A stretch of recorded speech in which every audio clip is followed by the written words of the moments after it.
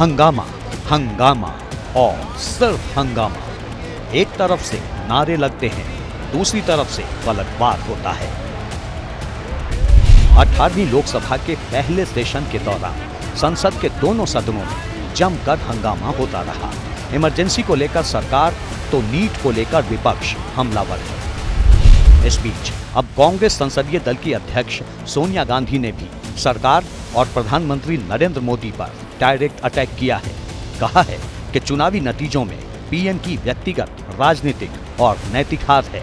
सोनिया गांधी के मुताबिक प्रधानमंत्री ऐसे काम कर रहे हैं जैसे कुछ हुआ ही ना हो। वो आम सहमति का पाठ पढ़ाते हैं, लेकिन टकराव को महत्व देते रहते हैं। इस बात का जरा भी सबूत नहीं है कि उन्होंने चुनावी नतीजों को स्वीकार किया है या जनादेश को समझा है और लाखों मतदाताओं की ओर से उन्हें दिए गए संदेश पर विचार किया है।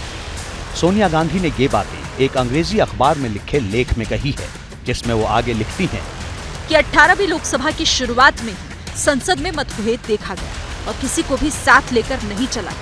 पीएम आम सहमति की बात तो करते हैं, लेकिन टकराव को भी बढ़ावा देते हैं। अखबार में लिखे लेख में सोनिया गांधी ने मणिपुर से लेकर स्पीकर के पद तक पर हुए घमासान का जिक्र किया है। संसद में इमरजेंसी के मुद्दे पर कांग्रेस पर सरकार के हमलों को लेकर भी पलटवार किया। लिखा है, ये एक ऐतिहासिक तथ्य है कि मार्च 1977 में हमारे देश के लोगों ने आपातकाल पर स्पष्ट फैसला सुनाया था, जिसे बिना किसी हिचकिचाहट और स्पष्ट रूप से स्वीकार किया गया था। 3 साल से भी कम समय में मार्च 1977 में जो पार्टी हार गई थी, वो ऐसे बहुमत के साथ सत्ता में लौट आई जिसे मोदी और उनकी पार्टी ने कभी हासिल नहीं किया था। ये भी उस इतिहास का एक हिस्सा है। सोनिया गांधी ने नीट परीक्षा में धांधली को लेकर भी प्रधानमंत्री को घेरते हुए लिखा है कि परीक्षा पर चर्चा करने वाले पीएम पेपर लीक पर चुप्पी साधे हुए हैं। सोनिया गांधी ने सरकार को घेरा तो कांग्रेस अध्यक्ष मल्लिकार्जुन खड़गे भी पीछे नहीं रहे। सोशल मीडिया साइट एक्स पर सोनिया गांधी के आर्टिकल को शेयर करते हुए वही बातें दोहराई। गठबंधन के बाकी साथी भी पीछे नहीं रहे। सोनिया जी की बात सही है। जो जनादेश 2024 के लोकसभा चुनाव में आया है, वो नरेंद्र मोदी जी की व्यक्तिगत हार है। यही मोदी अपने दम पर 400 पार की भाषा कर रहे थे। कांग्रेस को 50 सीटें भी नहीं मिली।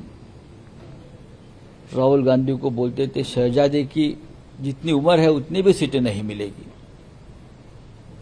लेकिन शहजादे ने आपको हरा दिया है मोदी जी। वो आर्टिकल एक तरह से समीचीन है, समसामयिक है और सरकार को आईना दिखाता है।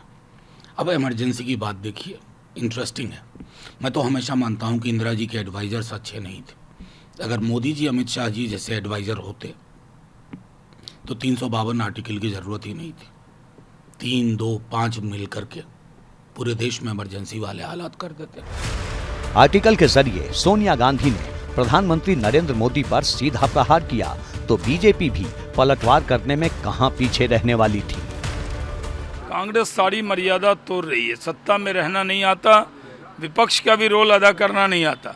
देखिए, श्रीमती सोनिया गांधी चला चली के बेला में अब झमेला वो खड़ा करना चाहती हैं, हम लोग नहीं बोलना चाहते हैं। प्रधानमंत्री को देश के 140 करोड़ जनता ने फिर से जनादेश दिया है। जो 3 अंक भी नहीं पार कर सके उनको जनादेश मिल गया। अरे आपने इतना झमेला खड़ा किया, संविधान को ही कटघरे में खड़ा कर दिया।